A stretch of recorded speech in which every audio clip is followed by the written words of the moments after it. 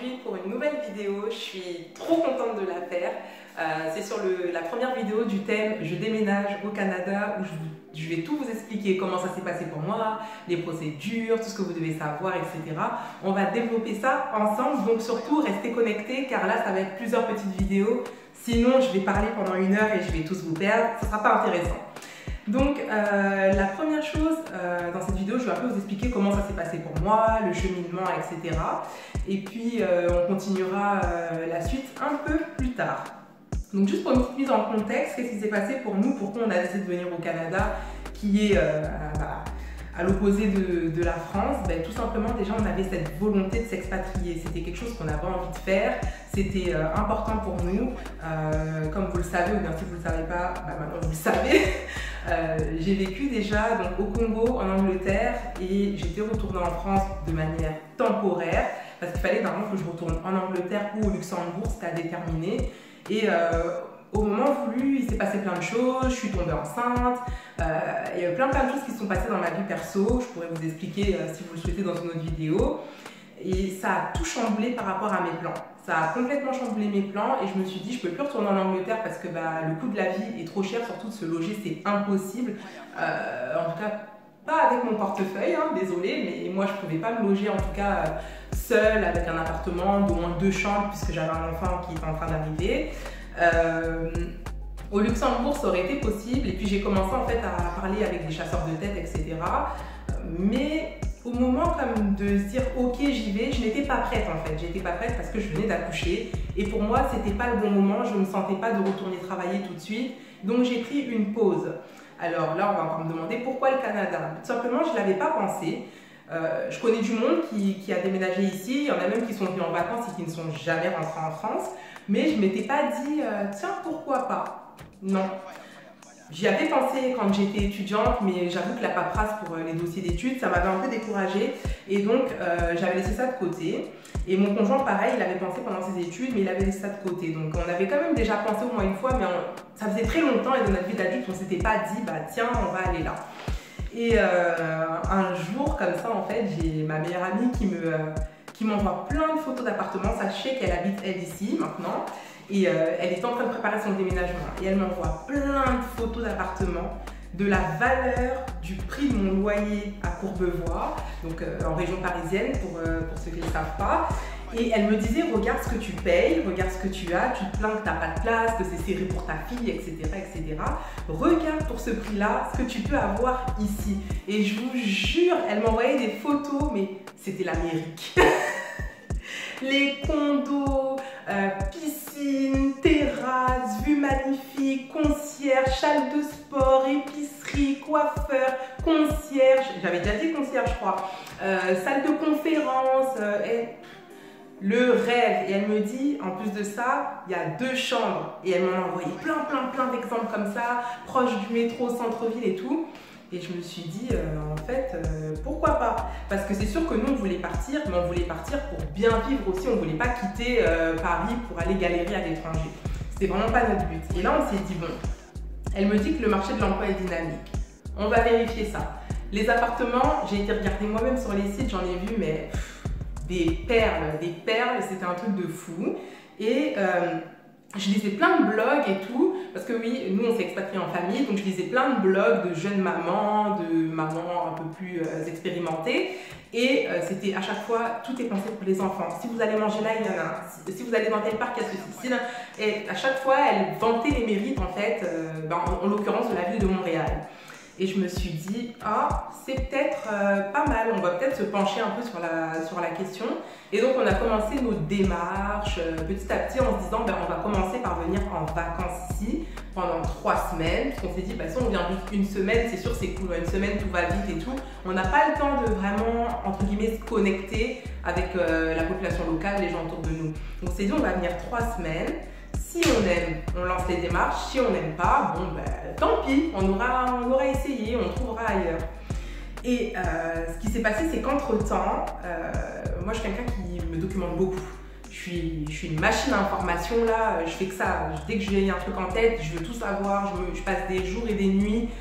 C'est presque une addiction tant que j'ai pas trouvé les réponses à mes questions. Et donc j'ai commencé à de plus en plus comme mettre la vie dans mon cœur, dans mes pensées, en me disant ok, on va partir. Parce que ah oui, une chose, c'était sûr que moi je voulais pas vivre en France. Ça, c'était un truc qui était sûr et certain. Mais où? C'est ça, on ne peut pas partir à l'aventure avec un sac à dos, avec un enfant, donc il fallait quand même un peu mieux déterminer le projet. Et j'ai commencé à beaucoup me documenter, aller à des réunions qui étaient organisées par l'ambassade du Canada en France, etc. où j'ai eu beaucoup d'informations et j'ai fait également la rencontre d'un organisme qui proposait en fait de nous soutenir dans des stages. Alors c'était ça le truc, c'est que moi je me suis dit, bah non, j'ai des amis qui ont trouvé des employeurs, qui leur ont fait des permis de travail fermés et j'aimerais également trouver un employeur qui va me faire un permis de travail fermé. On s'était inscrits, mon conjoint et moi, dans le bassin du PVT. Oubliez ça, malgré les places en plus qu'ils avaient pu offrir, on n'a pas été tiré au sort. Donc là, nous on s'est dit, la loterie, on ne peut pas faire des projets de vie sur une loterie. On va se mettre dans le bassin, si ça marche tant mieux, mais si ça marche pas, il nous faut un plan B qu'on maîtrise quand même, où on a une influence pour notre destin. Donc on s'est dit, le meilleur truc c'est de trouver un employeur. On a cherché, on ne trouvait pas. Je me rappelle, j'étais tellement frustrée, je me rappelle un jour j'ai appelé ma soeur en pleurant, puis je lui disais, je pense qu'il y a un problème avec mon CV, je sais pas. J'étais découragée en fait, tout simplement. Et j'avais comme un peu mis ça de côté. Je me suis dit, fais une pause et tu vas reprendre après. Sauf que contre toute attente, allez, 2 jours après, je reçois 2 employeurs, 2 entretiens, les 2 me font des propositions, je ne savais plus qui choisir, c'était un truc de fou. Et c'est là où je veux vraiment préciser, je ne suis pas venue avec un PVT, je suis venue avec un stage COP. Ça peut paraître fou, hein, parce qu'en France, j'étais déjà avec un CDI, statut cadre, etc. Et là, de se dire, bah, je retourne en tant que stagiaire, c'est un peu compliqué à accepter. Et surtout de se dire, bah, je ne vais pas avoir les revenus que j'avais l'habitude d'avoir, je n'aurai pas le statut que j'ai l'habitude d'avoir. Mais je veux vraiment vous dire aujourd'hui, ne prenez pas ça comme un échec ou comme un truc mauvais. On arrive dans un nouveau pays, il faut qu'on se refasse entre guillemets une identité, il faut qu'on reprouve des choses avant de monter. Et ici, c'est pas comme en France. C'est beaucoup au mérite. Donc si vous montrez que vous en voulez, que vous êtes bon, vous allez vite monter, mais ça je vous l'explique juste après. Donc finalement, on a discuté avec mon conjoint, puis il me dit, bon bah ok, si c'est ça, on commence les démarches. On n'était pas encore venus en vacances, parce que tout le monde disait ça va prendre du temps, etc. etc. Bon bah nous on a commencé les démarches tranquillement, d'autant plus comme on avait vécu avant à l'étranger, il fallait fournir d'autres documents en plus et tout. On s'est dit, on prend ça tranquille, sans stress.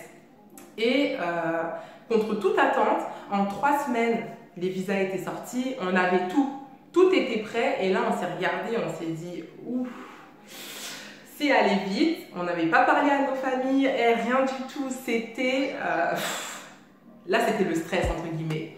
On s'est dit, bah, moi, mon père, il me dit, je veux que tu commences maintenant. Je lui ai dit, ok, non, là déjà, je vais venir 3 semaines.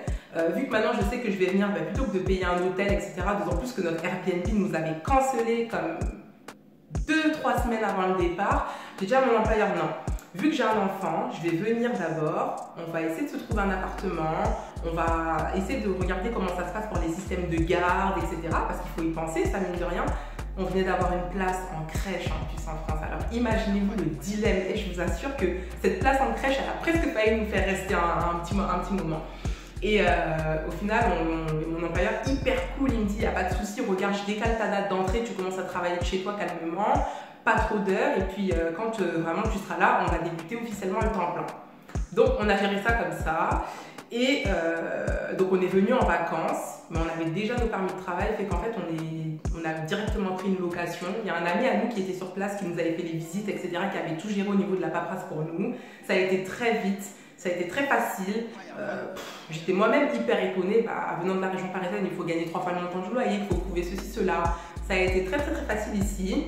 Et donc c'est comme ça qu'on est arrivé à Montréal. D'autant plus, il y a un truc qui est un peu tricky parce qu'on n'a pas vraiment prévenu les gens autour de nous. Dans le sens où ici, on a la lettre d'introduction qui nous dit vous êtes autorisé, votre demande a été approuvée, donc à venir au Canada, mais vous recevez réellement votre permis de travail à la douane. Et moi, je suis Miss, je vois le mal partout. Je me suis dit, on va le dire à personne, on va venir, on va faire nos permis et après on l'annoncera. Donc c'est un peu comme ça que ça s'est passé.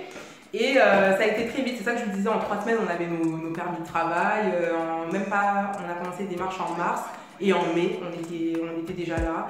Donc ça a été très vite pour nous en tout cas. Et c'est pour ça que je vous dis, ne prenez pas le stage comme une barrière parce que c'est quelque chose, quand vous voulez déménager, trouvez le système le plus rapide et facile pour vous pour arriver. Et une fois sur place, vous trouverez. Ce qui s'est passé, c'est que du coup, quand on est arrivé, au bout de 2 mois, même pas, j'ai eu une promotion. Donc je suis passée j'étais en stage pour être chargée de projet e-commerce marketing. Et finalement, en même pas 2 mois, je suis montée responsable marketing. Et après ça, ils m'ont changé mon statut, sachant que j'avais un stage d'1 an. Et en 5 mois, ils m'ont changé mon statut, ils m'ont sponsorisé. J'ai eu un permis de travail en CDI, ça s'appelle un contrat permanent ici.